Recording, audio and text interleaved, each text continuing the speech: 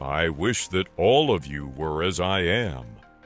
But each of you has your own gift from God. One has this gift, another has that. Have you ever wondered why Catholic priests remain celibate while Protestant pastors get married? Is one side faithfully following the Bible, while the other merely upholding human tradition? The Apostle Paul once said, "Each of you has your own gift from God." This verse isn't just about marriage or celibacy, it's a profound prophecy about divine calling. And today, we'll explore how that prophecy is being fulfilled in the lives of the chosen ones.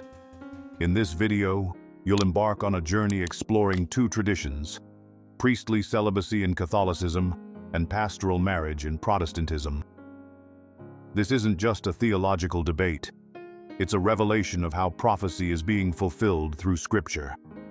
Stay with us until the end, because you'll discover what truth has truly come to pass. First, let's look at when priestly celibacy began in the Catholic Church. The earliest written record of a celibacy rule dates back to 306 AD at the Council of Elvira in Spain, where local clergy met to discuss church matters.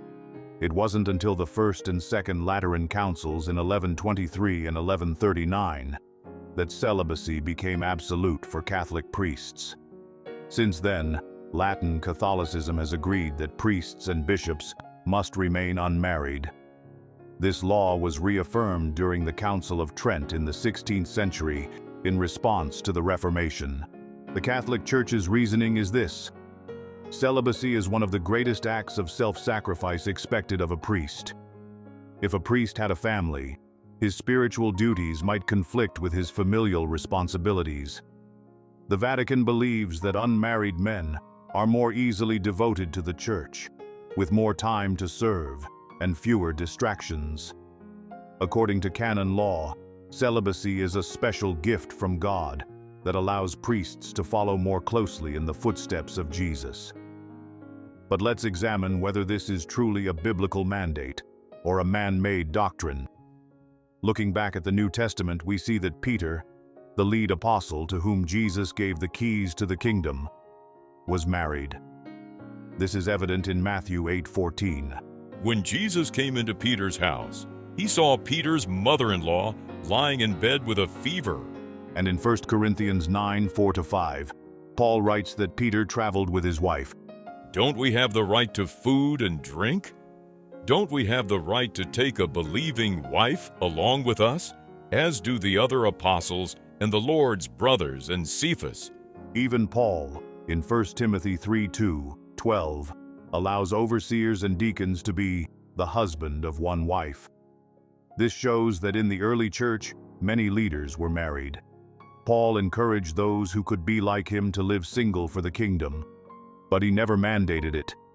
If celibacy is considered the highest form of self-sacrifice and the truest imitation of Jesus, then by that logic, weren't Peter and early bishops lacking in sacrifice? Didn't they follow Christ fully? Let's look at what Jesus himself taught about marriage in Matthew 19:4-6. Have you not read that at the beginning, the Creator made them male and female, and said, "For this reason a man will leave his father and mother and be united to his wife, and the two will become one flesh? So they are no longer two, but one flesh. Therefore what God has joined together, let no one separate." Marriage, then, is a union established by God. If God created and endorsed marriage, he didn't forbid it. That's why the apostles married and still served faithfully. So where did this doctrine forbidding marriage come from? Let's examine 1 Timothy 4:1-3. The Spirit clearly says that in later times, some will abandon the faith and follow deceiving spirits and things taught by demons. They forbid people to marry and order them to abstain from certain foods. Isn't this a prophecy warning that in the last days, forbidding marriage would be a doctrine of demons? The Protestant Reformation, embracing pastoral marriage.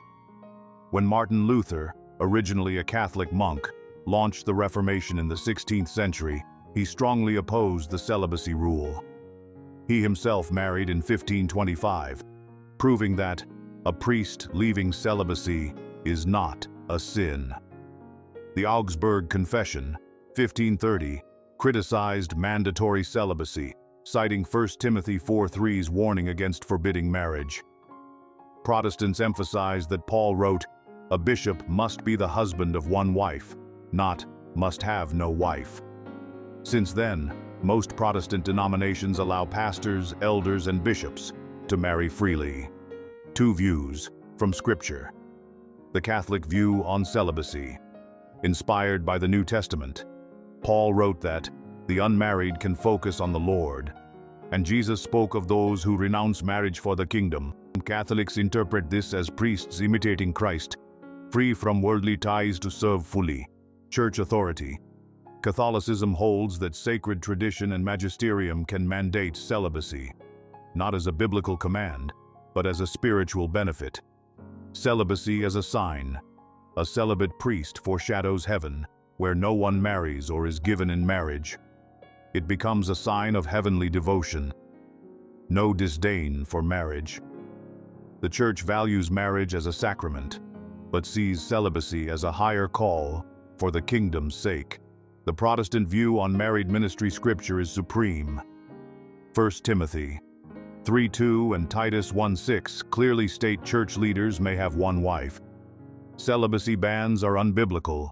1 Timothy 4:3 warns that forbidding marriage is a demonic teaching. Reformers believed mandatory celibacy caused moral issues. Calling is a choice. A pastor may choose celibacy, but it's not required. A pastor's family can be a testimony of a healthy, godly home. Singleness respected, not required. Paul's example of celibacy is seen as a personal choice, not a rule for all. In the end, both priestly celibacy in Catholicism and pastoral marriage in Protestantism are rooted in prophetic scripture about holiness and calling. Catholicism upholds celibacy as a prophetic sign of total dedication and a foretaste of heaven. Protestantism frees pastors from forced celibacy, affirming that Scripture supports married leadership. What do you think about these two views? Wishing you many blessings.